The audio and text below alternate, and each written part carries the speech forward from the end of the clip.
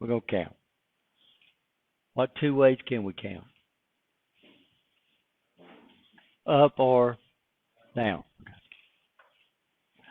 RSLogic 500 does not support an up-down counter. A lot of your new ones actually do that.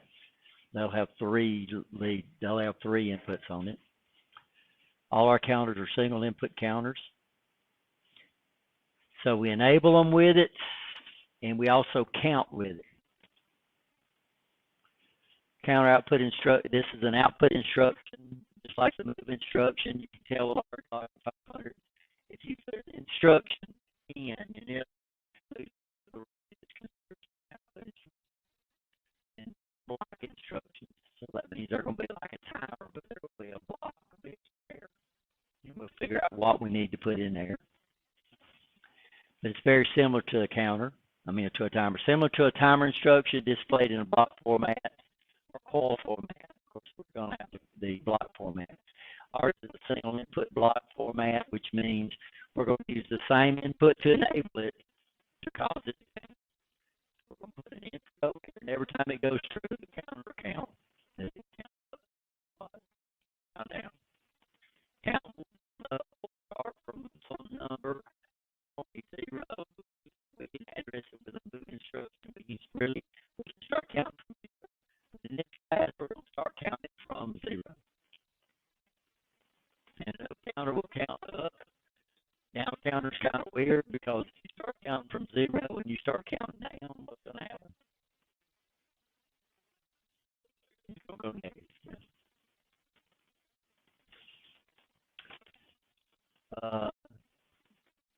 Address, well, we're going to use C5. So C is counter, 5 is data file 5. We have from C50 all the way up to C5255. If our PLC does not allow us to make more C files, the 1100 allows you to put as many C files as you want to. The default is 4. But anything above 9 is available to you, right? You understand that? You can't do it with 1100. 1000 with 1100, and also all your other ones we can do that. Can be up to 255 instructions, data files. Some various PLCs allow data files 9 to 255 to use as counters. Count up. So we got an accumulator. What's the accumulator going to do? It's going to hold the count.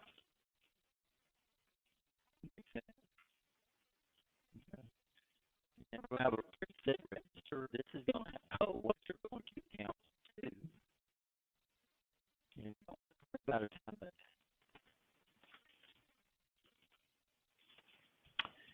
So count accumulator value increments, counts up whenever the count input device changes states. Counter down, count accumulator value decrements, counts down whenever the counter input device changes states. Are we okay? Preset register, same thing. It's used to hold the preset. No, the accumulator data file, C5X, so X could be C50, C51, C52, right? You understand that? Accumulator data holds the accumulated count number. The status register, the status file holds the flags that we're going to use. It should be I can't remember. One of them says I'm done. One of them says I'm counting. One of them says I'm done, right?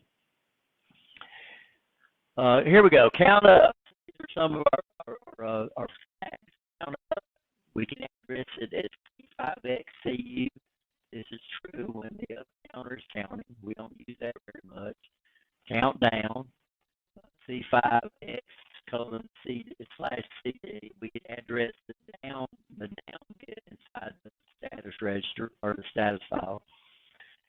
The done bit, we use this a lot. We use this the counter accumulator equals to or exceeds the contents of the preset register. This on the timers when they reach their time, they stop. The timer will count until they can't count anymore. 13,767 or negative 32,767.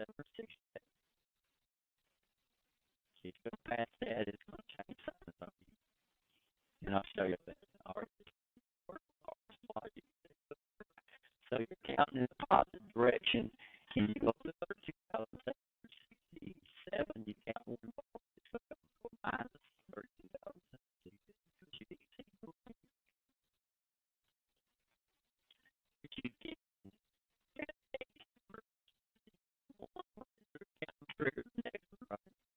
we'll show you all that too. So we're very interested in the counter.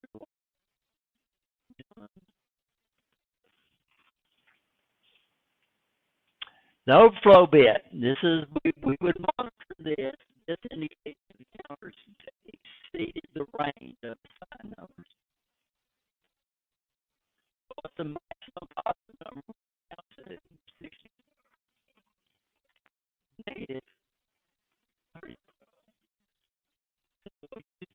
We would use the overflow bit if I was using another flag. This means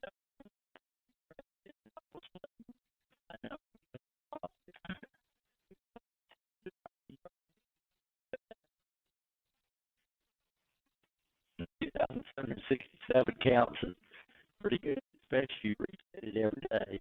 If you're trying to keep up with the number of items you made a year, I think Mercedes is trying to get up 300,000 cars out there.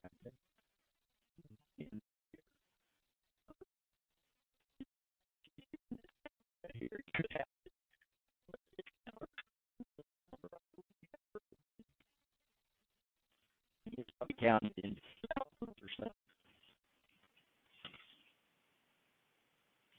Everybody okay so far? For an up counter, once the counter accumulator matches or exceeds the preset value that the output bit is set, the counter will continue counting. You don't want your counter to lose counts, but it will indicate when it reaches the counts. Everybody okay? A reset instruction, the same one that we use for timers, but instead of saying reset C4 something, we're going to say reset C5 something, right?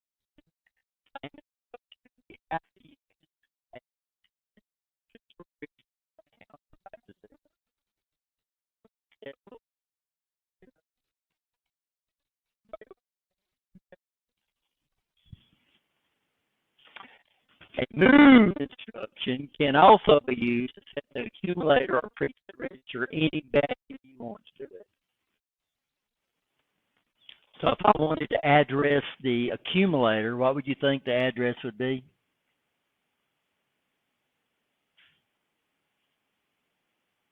Same as with a counter guy. I mean, with a timer, I'd start off C, and right now we're using 5. Then I'd put a colon. Then I would put the counter number. This could be anywhere from 0 to 255, right? Then I would put a dot, and I would put PRE to address the preset register. So what would the accumulator be? It would be C5 colon X dot, because it's a whole word, ACC. So you can use the move instruction to put anything in those registers you want to. Or we could use the move instruction to move it out and move it somewhere else. Are we okay?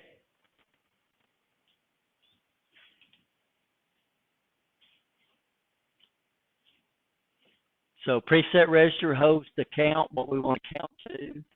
The accumulator holds the actual count, the present count. The status register, status file, we have what? We have 3 bits. We have a what? We have a count up, count down, and then we have a done bit that we can address. Everybody okay? The count up, count down, we very seldom use. The counter's accumulator increments whenever the counter's input devices go from a false to a true. You can leave it true forever, it won't count anymore. So you have to, every time you have to bring it false, true, for every true, it's going to go count, right? Everybody okay? The contents of the accumulator register increments from its initial value of 0 to a positive preset number. I got a little note right here. The accumulator and preset register can be loaded with any number using the move instruction. We're not going to do that this semester, but if you take advanced PLCs, we can show you all that. The done output bit is true when the accumulator value is equal to or greater than the preset value. This is for an up counter. The counter will continue what? Counting. How do you reset it back to 0, the accumulator back to 0? You use the reset instruction. Same instruction, except here instead of saying T4, we're going to say T5, and then we're going to give it the actual number of the counter.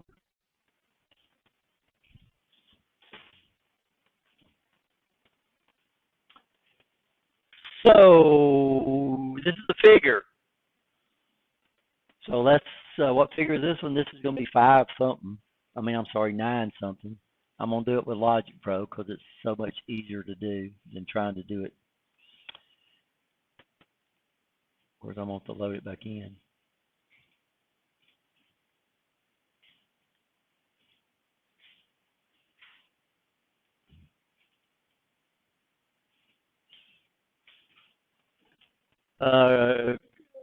Contents of the accumulator register decrements from its initial value of 0 to a negative preset. A done output bit is true as long as the accumulator value is greater than the preset value, and greater would be more positive, right? The done bit starts off true. The done bit is false when the accumulator value is less than the preset value. So it's going to change when it goes one more negative, and then it's going to stay until we reset it. Everybody understand that? I told you it was weird. Didn't I say weird? Why did they do that? I don't know. We've already looked at this one. Count up instruction. Done coil energizes when the contents of the accumulator register is equal to or exceed the contents of the preset register. So the done bit, C5, and then what would the X be? Anywhere from what? 0 to 255, right? The countdown done coil de-energizes when the count of the accumulated register becomes more negative than the preset number. And of course, if we want to reset these things, we use the reset instruction, but sometimes that gives us a problem with our down counter. So you understand how we can use a move instruction, right? So I can do what? I can move the number into my accumulator and set my preset register to 0. And then that way it would count down. It would actually count down.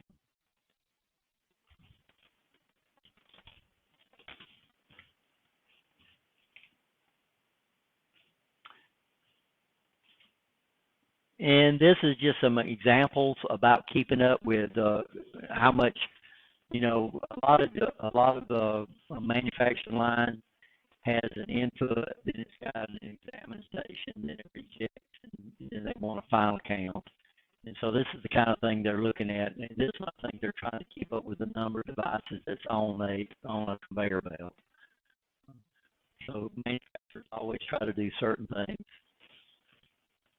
So that's this example right here. So here they're going to use a up counter here and a down counter there. So every time, as long as these two guys match or opposite of each other, that means that the count would be the same. So he comes up with a lot of scenarios here. Cascading counters. Why would we cascade counters?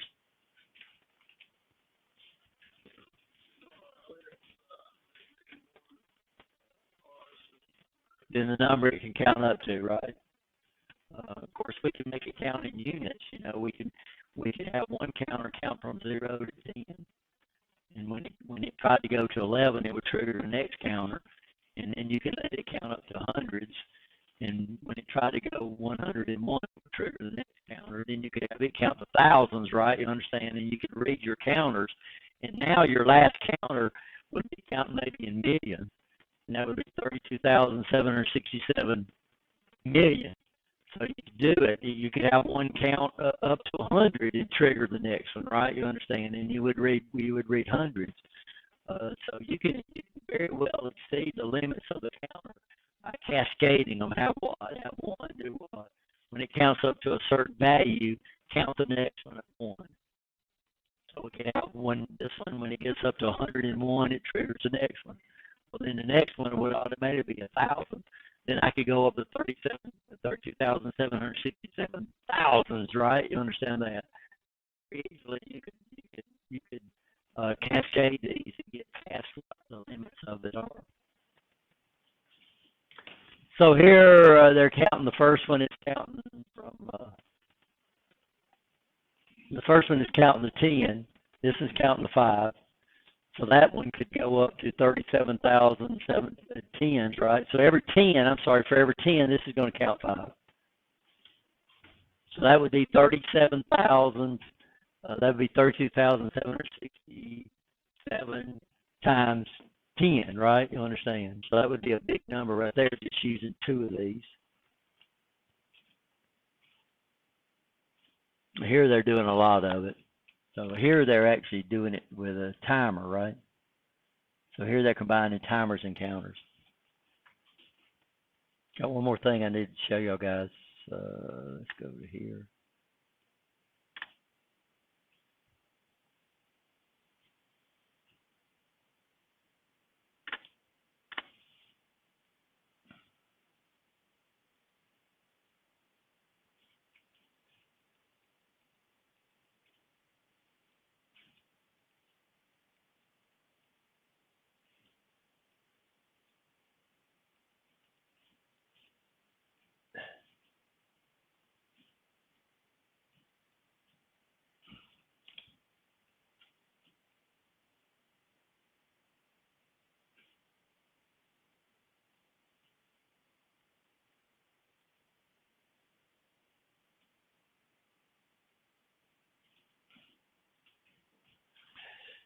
So what I'm doing, my first counter, I have it set up, already setting it 32,760.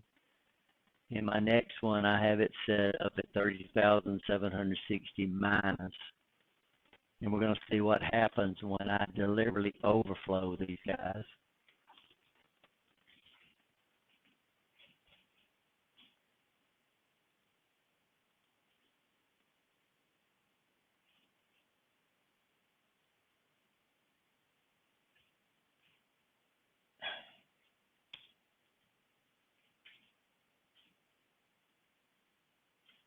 Okay, so I'm using switch 0. Now, Logic Pro is a really good application. I've written programs like that before, and all the stuff you have to consider.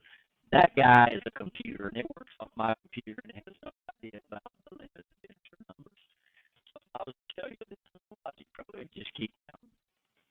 What's going to happen here, this is actually on the PLC. So we're going to come up here and start counting.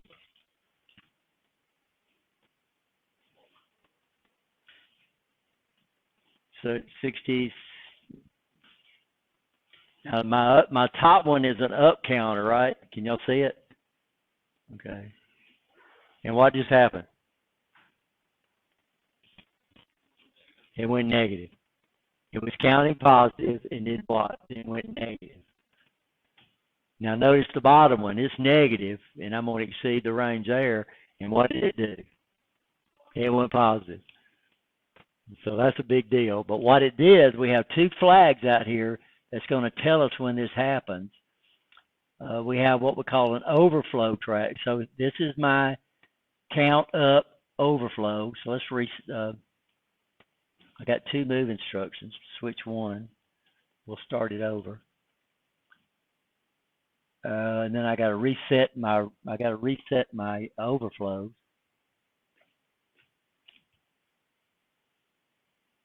Okay.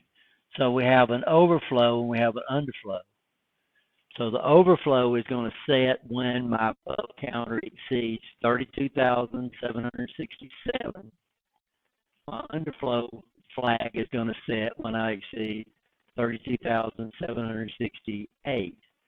So this would give me an indication I could use this to, so we would probably do this if I was going to count close to those, because if you don't reset these suckers, they're just going to do what? They're just going to keep counting.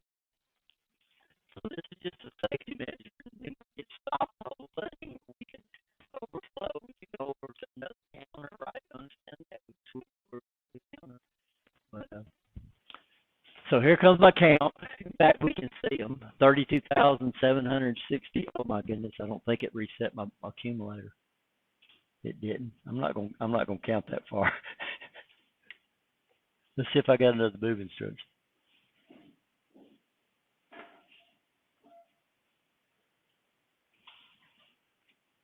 Let's see if it'll let me. Oh yeah. So what do I want to put in here? Some of the RS Logic instructions let you do online editing. So here we're online, but I'm going to change the number in my accumulator. And what do we want to put in here? 32,700, 32,700.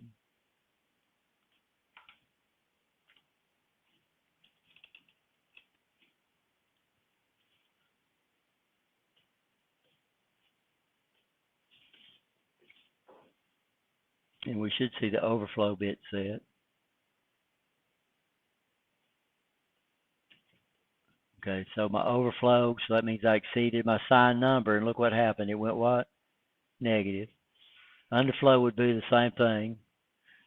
Now, what we have to do, though, is we have to do what? Let's see.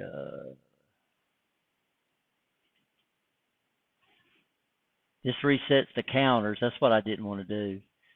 And I'm using the move instruction to actually put the numbers I want in there, right? That makes sense? So overflow, what's our range for positive numbers on a counter? What's the up counter? What's our maximum count? Yeah, and if you go past that, it's going to change signs.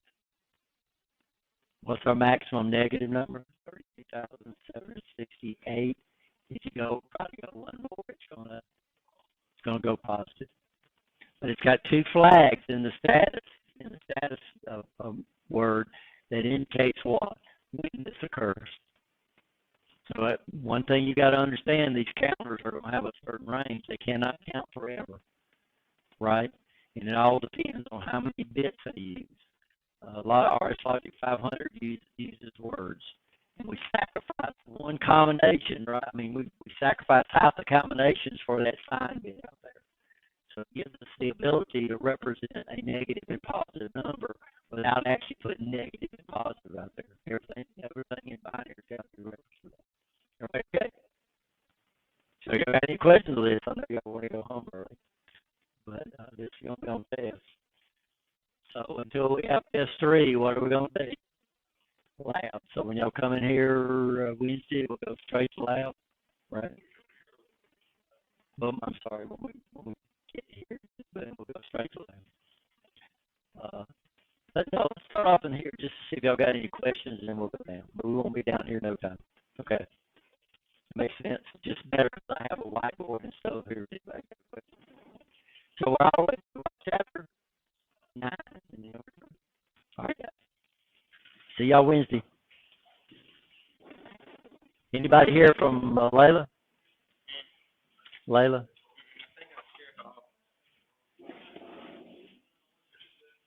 Is she your partner?